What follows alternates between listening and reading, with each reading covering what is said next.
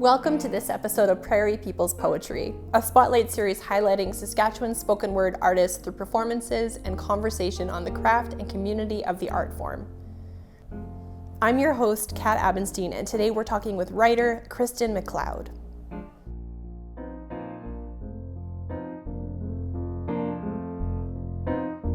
My name is Kristen McLeod, and I'm a writer and a teacher of creative writing for the University of Regina and in private workshops. And I live here on a farm with my 3 kids, 2 dogs, and 1 husband. So tell me a little bit about your art, your writing itself. What do you write? I tend to write everything. What I love to write changes almost every day, but I guess right now my passion is creative nonfiction. So I tend to write a lot of essays or shorter pieces. I enjoy writing opinion pieces. I have a reoccurring fantasy that I'm going to be the Maeve Binchy of the Prairies. And if you're not familiar with her, she's an Irish woman who wrote prolific novels. And maybe someday that'll be me. Have you always lived in the prairies in Saskatchewan? Yes, I was born on the prairies, and I never had that, experience where I moved to Banff to work in a hotel or went to Australia for 6 months. I have been here ever since I was born. So, yeah. And you've had the opportunity to perform in other places around the world, is that right? Yeah, I'm pretty lucky. I enrolled in a master's creative nonfiction program, and it's a distance program, but it's in Halifax. And so I've performed in Halifax, Toronto, and then was lucky enough to go to New York and perform a little bit there. So that was living the dream. So in your experience of working elsewhere, what would you say is special about the scene in Saskatchewan, or could you say that the scene in Saskatchewan is special? We're really lucky. The scene that we have here in Saskatchewan, sometimes we take for granted, and sometimes we notice the things that we think we're missing. But what we have here is just a lot of space, but all the same types of performers, all the same creative people. You just maybe have to look a little harder to find them. But we have all the places where you can do anything creative at our fingertips here. So I feel really lucky to be here. So speaking to space, how do you create space in your life to write? That was an ongoing challenge for me. So for a long time I didn't. For a long time I thought I had to do everything else and then I could write. And I realized that there was always going to be another thing added to my list. As a wife, as a person with a job, with 3 children, there's an endless amount of life stuff that has to get done. And so I ended up just not writing to the same level that I would, that brings me joy. But what I realized is if I signed up for things, if I committed to programs, if I, did my MFA, it gave me space. And then once I had that space, I got the confidence to realize, this is where I belong. This is what I should be doing. And so now I feel more comfortable taking space and just sort of claiming it as my own.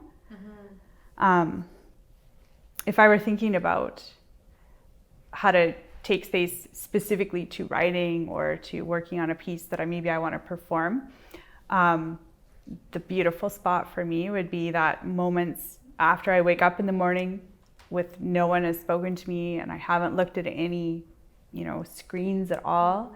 That's beautiful. I don't always get that, but if I can get that, that's quite lovely.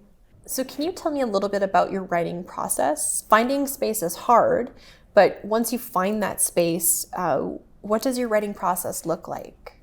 My writing process, probably there's a couple. So it depends what I'm working on. So if I want to work on a new piece, it's almost like there's ideas that, this is going to sound kind of magical, but I believe there are ideas and they present, to all of us, all of the time, and they're available. And it's a matter of choosing to accept them in a way. And so I mark those down in a variety of formats. So I keep 300 notebooks, all over the place, all at the same time. I use apps on my phone, notes or whatever. Sometimes I just send myself an email or a text of something. And then I dedicate time each day to write. So that's kind of been the key for me. I've heard writers say that, you have to write 4 hours every day, including holidays. That's not feasible for me, and so I don't beat myself up over that. But I generally kind of hold myself to 5 days a week. I have to be writing something. And I don't worry about word counts. I just worry about the time I'm putting in. And if I'm working to deadline on a piece, that's helpful for me. So if I have, a mark that I have to hit, then I work well under that sort of pressure. But that's a different kind of creative energy. So there's the two things that I would say that I do. So the work that you create for a deadline compared to the work that you create in this big idea sort of way, do you find the results are different, or are you able to sort of achieve the same end result regardless of how you get there? That's a great question, because I actually find that working to deadline can elicit things faster for me sometimes, and it can be just as beautifully creative and have the flow that I, kind of chase if I'm just working from pure creativity. And I wouldn't say that I enjoy one more than the other. I like to have a balance of the two. Here's what I'd tell you if we were at Earl's on a hot summer night, maybe not even one glass of wine in, still waiting for our drinks. Do you know Rachmaninoff? It's piano, fucking hard piano. I have a grade 8 Royal Conservatory certificate. It took years to achieve. Rachmaninoff is maybe grade 10, 12. I have no idea. It's out of my league. The woman we bought our house from is a nut, a cool nut, but a nut nonetheless. Taught high school science, wife of a psychology prof who believed in energy levels and all kinds of envelope-pushing shit. They were missionaries in India and bought the house from an architect who dropped acid so he could design better mental hospitals. She walks everywhere and used to write vicious letters to the editor and call the cops on the restaurant across the street if the music was too loud, even if it was a wedding. She is direct and has zero time for bullshit, or what she qualifies as bullshit, which is most everything. Almost mean, but not quite. Twinkle eyes, not much tolerance for what you wonder about. She decided to learn Rachmaninoff in her 70s, and because she tolerates me occasionally, she played for me once in her piano room at her new condo. I turned the pages as her fingers flew. I can read music, and still, it was difficult to keep up. Her gnarled hands dominating the keys. That music is powerful and intense, and it's not even that you have to be highly skilled, you have to be strong. For her 85th birthday, she rented the shoebox at the university. You know that theater? Not the big one in Riddell. It's the tiny little black box next to it. It's the weirdest thing. It's adorable and cool, like a vibey New York set. All black, maybe 100 seats. It's perfect. She also rented the famous $250,000 piano that I swear has its own full-time staff member plus special humidifiers. And she wore a floor-length black jersey gown and let her gray hair wave around her shoulders. And she played the shit out of Rachmaninoff for her birthday party. And then we all went out in the atrium and drank iced tea and coffee and ate cake in the sun. She had crumbs all over the front of her dress, and she was the most beautiful person in that room. It was spectacular. She was alive, those blue eyes dancing. I know that's cheesy, dancing, but they were, I swear it. I decided I wanted to do something in that room, something. And I didn't want to wait to be 85, even though I could have a smoke after if I did. A couple of weeks or so later, I left for a 2-week writing residency in Halifax, and within a day had to sign up to pitch my book project to a room full of strangers and famous writers and a woman who had been my idol for over 20 years. My voice was calm and measured, even as my insides shredded, and I realized, I like this. I flew home and signed up for improv with a room full of 20-somethings at most, some not even, and fell madly in love with playing. When it ended, I enrolled in stand-up comedy, even though successful comics swear you just have to do it. Thing is, I'd learned I had to fight for room for me, so I needed a receipt and a schedule to get it. I practiced while the kids in the class mostly went on their phones. Sometimes they scoffed, occasionally they laughed. Some of us are still good friends, and I love them very much.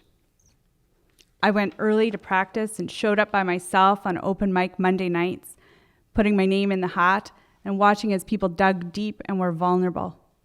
I saw audiences turn away from me and felt others lean in. I took notes and revised and practiced like my life depended on it, and I fell for a couple of drug addicts who sang and played guitar with a raw beauty I hadn't seen for a long time. I performed in a club in New York, and the manager became a friend, and he still messages me in the middle of the night to go to parties in Soho. And the comic I work with emails to check in, and she sent me a book in the mail, which might be the quickest way to my heart. People came up to me after I was done to say hi and thank you, and I loved that.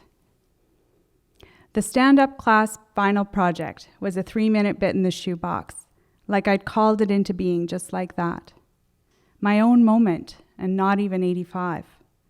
I stood on that stage in that intimate black room in the spotlight, and I adjusted the mic and took a deep breath, and I did that thing almost, it felt like, without even trying. And fuck, I was magic inside. I'm doing it, all of it. What I used to lull myself to sleep with, the what ifs and the some days, I'm making it real. I'm my very own Velveteen Rabbit. Shabby, but alive. Our drinks are here, I think. Do you edit as you write, or do you write first and then edit? I am a constant editor. I think of editing as beautiful, and I love it, and I'm a bit obsessive about editing, but I actually can't read anything that's been committed to paper, or published without, I can't really read it again because I'll still want to change and kind of recraft how I've done things. I think of it as like cleaning and scrubbing, and I'm not a painter, but I always imagine that a painter sort of paints with their brush, and then they might paint over, or they might change a color or shift how they're doing something. And that's how I think of words on a page. It's the placement on the page, it's the words that I use, and it's the rhythm of the sentence. And then the rhythms of the sentences, the phrasing. So yes, I love editing, and I do it continuously. So what would you say is your biggest inspiration to writing? You mentioned life, you get some things from life, but... So my biggest inspiration from writing, I don't know if I can narrow it down, so I'll try to Coles note this. Stop me when you need me to stop. So I get ideas just from random happenings, and that's just fine with me. It can be there's beauty in really ordinary moments, and you can make them extraordinary, or you can keep them ordinary but still make them beautiful. I get a lot of inspiration from even just, I'm a voracious reader, and I read everything and anything. And so something might happen in terms of a current event, whether it's on a national stage or a world stage, or even just here at home in Saskatchewan. And I might just feel called to write about it. And sometimes that might be fiction, sometimes it's a poem, and sometimes it's creative nonfiction. So, has the pandemic inspired any writing for you?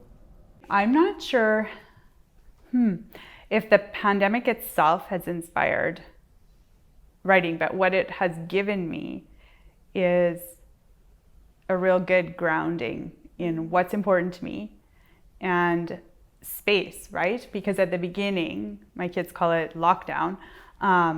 Maybe other people do too, probably. Anyways, lockdown. We were locked down, and we were on a farm, and so we were distant from, we didn't even see people, I couldn't look out my window, and there were no trucks on the highway, and so it felt very isolated. but it was great. And I remember thinking, how are you enjoying this? Like, what's wrong with you? But walking outside and seeing the sky, and thinking and listening to music was absolutely phenomenal in terms of going, okay, what do I care about? And then the writing that flowed from that.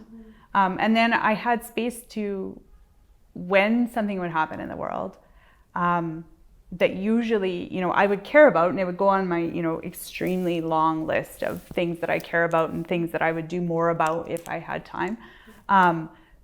With the pandemic, I was able to give those things way more attention than I normally would have. And so a lot of writing flowed from that. So what a good question. So what do you care about? What is important to you as a person, not just as a creative? I care very, very much about the quality of our public discourse. And I believe that the two most important jobs that a person could, no, that's not right. All jobs are really important, but two really important jobs that people should want to do should be to be politicians and teachers. And I fear that people don't want to be politicians because we don't hold ourselves to a level of expecting good and great things and good communication, and everybody draws really hard lines around everything and then just stops listening. And so then my children are like, why on earth would I want to run for office? And I don't think that's a good sign. So I care very much about that. And I care very much about education because I have 3 kids in a variety of grades and schools. And I think I tallied it up the other day, and I have had kids in school for a total of 23 years of, if I add it all together in different schools and different experiences and so many teachers. And, there's something really wrong with how our system is set up. And I think when things are big like that, we feel like we can't change them, but everything can be changed. So those are the things, there's about a million others. So how does your writing change the world? Well, I write a lot I write a lot of opinion pieces, and only some of them get published. It's kind of ridiculous. But I write a lot and I send them to people, and I try to befriend all the journalists and be nice to them and send them things. I try to motivate change by showing people different ways of thinking about things, or I might write around something and then lead. I try not to prescribe. I try to more ask questions and just ask people to think in a different way. And then my newest thing that I started doing this summer is I go into the comment section on the leader post, because I now can't get the leader post delivered because I'm on the farm. And so I have to read it online. And I realized there's comments, and the quality of the comments is, I thought it would be this great community of people who were like really excited to talk about Regina, and it's not. It's really negative and angry and vile. So I do a lot of reporting of comments, and then I actually write really long responses to them, and I don't know how many people read them, but I feel like I'm doing something, and it's good practice writing. What can I bring? I was heading to an old friend's house for the evening, and I wanted to contribute. I'll pick up wine. I was going to Costco, and it was the least I could do. We'd been messaging back and forth all summer, and now I'd pinned her to a date. It wasn't as though we'd lost touch. That wasn't it. More like our lives had shifted, the way they do when you have vast bands that you can qualify with phrases like 20 years ago or in 10 I'll retire. We reached out every so often. It started with a heartbreaking tragedy, the way so many reconnections do, but grew from there like a small, carefully tended plant that didn't need much water. Enough to be acknowledged every once in a while, placed in the sun to stretch up, and then capable of hibernating for long periods of time. But this summer was different. This summer we were compelled to talk, and messages flew back and forth, an endless stream of sifting together through what felt like a hard dump of events onto a world that we both knew. I need to see you, I said. She agreed, but when the close of summer was real, she pushed back gently. Maybe September. and explained how busy those last few weeks were. I was explicit, knowing now with more time behind than in front that if I don't say what I mean, I can't expect people to know. A difficult lesson and one I'm still practicing. I used my voice now, though, to say it all. I understand, I wrote, or something like that, but I need you. I need this night. I felt naked laying it all out like that. Also needy. She owed me nothing. No one does. And yet here I was asking. She wrote back quickly. You're right, she said. I was avoiding this. I showed up on a perfect day. There are not many of those where I live, and so when they come, we all take note. The air was still and quiet. And the scent of flowers and fresh cut grass and hot summer day cooling at dusk was something to behold, and we knew it. Couple nature's cooperation with the artful creativity of her outdoor space, and I felt no word of a lie, like I'd traveled into another world. A beautiful movie where time had slowed and every detail leaped to be noticed. Thoughtful light strands strung, winking, cozy seating tumbled with pillows and blankets so I could sit just so. Carefully curated music providing the exactly right backdrop for it all. The view from the deck of the endless perfect work that is hers, the making of a sanctuary in the middle of a dry, dusty town. Fairy magic was real back there, I know it. There was no agenda or direction, but an endless, looping, curling conversation that felt like a dance. Like we were writing music together and had touched a moment of pure, unabashed synchronicity. Is that crazy? It sounds crazy. Maybe it is. But maybe I need to touch that otherworldly, the magic every once in a while, to be whole.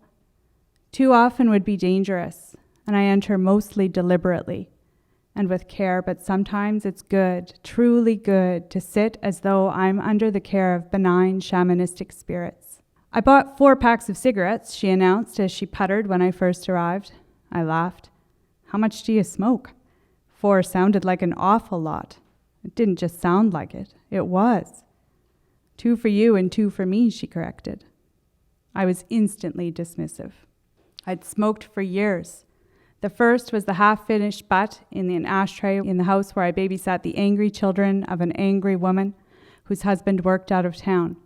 A woman who occasionally brought back a man who was not that husband at the end of her night out, a man she described as a friend, cautioning me to keep it quiet because, well, people wouldn't understand. I was only 14, but I understood enough and kept her secret for her, tucking it away where there were already so many secrets. I was practiced at that, tending to those secrets, my own garden, but already overgrown, messy, weedy. I bought my own packs soon after, first understanding this simple rebellion as an indicator of my power to stamp my life as mine. Smoking also introduced me to others who smoked, a way into a world of misfits, which was exactly where I'd decided I belonged. I knew I couldn't be anything else, and so with these broken people, I stood outside doors, around corners.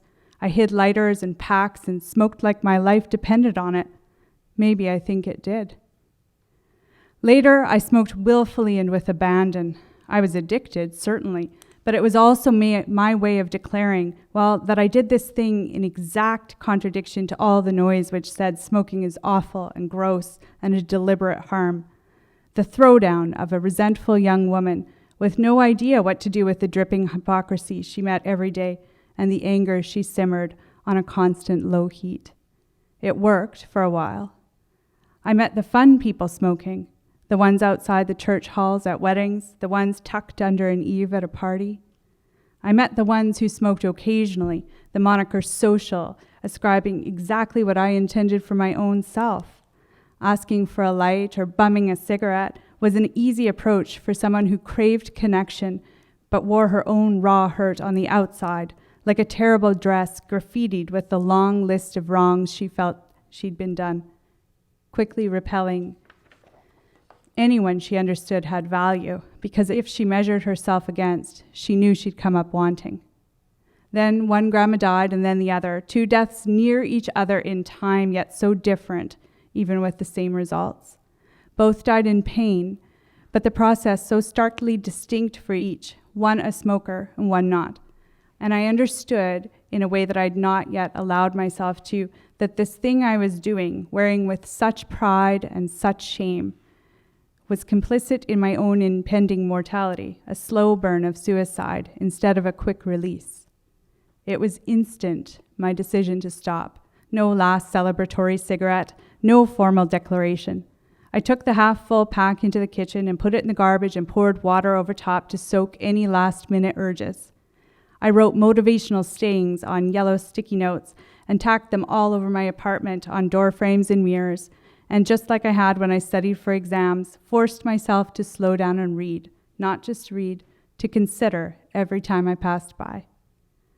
I started a regime of self-care, not knowing that was what it was, but knowing I had to do something to honor the body I'd abused.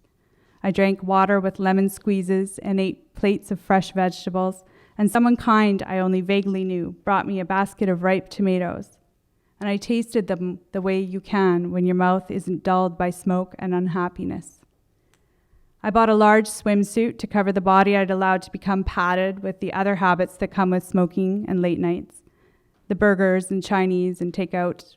I swam in the small, heavily chlorinated pool in the parking lot behind my apartment, back and forth every morning until I couldn't anymore. I sourced a bootlegged copy of a fitness boxing video and sweated every afternoon in my living room, at first in agony, but slowly improving until I could finally finish without taking a break. With a slight hit of self-confidence, I joined a gym and ran on the treadmill, a minute at a time and incrementally and painfully longer each day. I was gentle with myself and my expectations and careful to acknowledge my effort with yoga at home, the swell of the music, and the instructor's voice guiding me to peace in my body and also in my mind. I drank less alcohol, more water, and understood finally no one was coming to save me. Whatever I wanted was up to me to provide. And then I had to decide what that was. How to know was a process and still is not fully realized, but the graceful beauty of each day has allowed me to move closer to what is, and I'm grateful. That night with my old friend, I sank into my seat and into a conversation that flowed, and within 30 minutes flicked the lighter to ignite my journey back into complete and total addiction, surprising myself even as I generally don't. I've been the hater, the one who offers stink eye to smokers and a zero-tolerance approach to a habit I've loudly and publicly proclaimed wrong, wearing my own quit status like a bejeweled crown of righteousness high on my head. I've joked about smoking again when I'm 85, and I suppose I figured maybe I would, but it would have been no skin off my teeth if I didn't. What I meant by that statement was to show how I'd loved it, how submerged I'd been in its throes, and how perhaps one day I'd open the door again to this old companion when it no longer mattered. I smoked that night, and the next morning when I woke up, the first thing I thought of was smoking again. I dipped down deep, buying a pack I realized I couldn't afford at 3 times the price I'd paid long ago, learning the new names and seeing but not seeing the blunt warnings inscribed. I smoked, hidden in fields and around the corner and worrying I'd leave a smoldering butt to ignite the grass, but still. I walked and smoked and settled into rebelling against what? What is it I'm doing? I parse it all still and am only slowly arriving at the answers glimmering like ghosts. I'd shifted myself from reaction, from liquid living blame long ago. I made a list of what I wanted and then I got it. But that list was not complete. I know that now, but I didn't then. I forgot to include things like creativity and writing and space just for me. I'd put family and children and home on it, but neglected the wishes and dreams and spots for the things I didn't yet know I needed. And smoking, as bad and awful as it is, allowed me that space. It reminded me who I was, what I dreamed about long ago, and more recently, all dreams that lived in a nebulous land I didn't understand could be real. It said, you can have things. No, not things, but ways of being, that I could make it happen if I was brave enough. It held my hand And that's fucking stupid, but it did. This addictive stick of nicotine and a million other things followed to lead me up and out to here and now. It's all raveled together, all of it. A summer in the fields of sunshine, of smoke curling up, of flicked ashes and washes of grief and glimpses of what can be. I'm grateful for all of it, even knowing the hard work in front, of saying goodbye again to this old friend who cannot stay, knowing how difficult this will be, but also how necessary, given the decision to keep what is good and discard what is not. I don't want the slow suicide, nor do I want to live in the land of hiding what brings more bad than good. That night on her deck, surrounded by the scent of the flowers she's nurtured early in spring, ones she tends to with meticulous love, was a night of comprehension and of choosing her and what is like her, a summer of solitary and sitting quietly, of listening to crickets and chattering poplars and wind brushing grain, was made complete by joining past to present and linking the two to the future I now see. Not perfectly, it's not a stock image of how it will be. That's not what I mean. What it is, though, is settling into understanding that much like every step I took brought me here, right here, exactly now, is also how I move forward. Every path and foot placed will take me toward what I dream. What are some other unexpected ways that you get practice writing? I write angry things to people that I don't send them. I write letters to my children when I can't figure out how to tell them something without it being an argument or a fight, and I try to write something and I stick it under their door or I hang it on the mirror. How else do I practice? Sometimes when I'm in the field, I take a notebook and I just free write. And sometimes this is going to sound weird, but sometimes I just do something different. I paint, or I really like gluing little tiny rhinestones to pieces of paper for a long time, and it's a meditative thing. And then I write in my head. I write grocery lists. Fancy. That's awesome. What does your professional development look like in addition to all of these ways that you write? I've always participated in little writing groups and workshops, and then I applied and was accepted to a writing workshop in New York with an author that I've idolized since the 90s. We're about the same age, and she's just really cool and did all the things that I wanted to do. So Megan Dom hosts these intensives, and so sitting around an apartment with a bunch of New York women was intense. So that was great. And I've done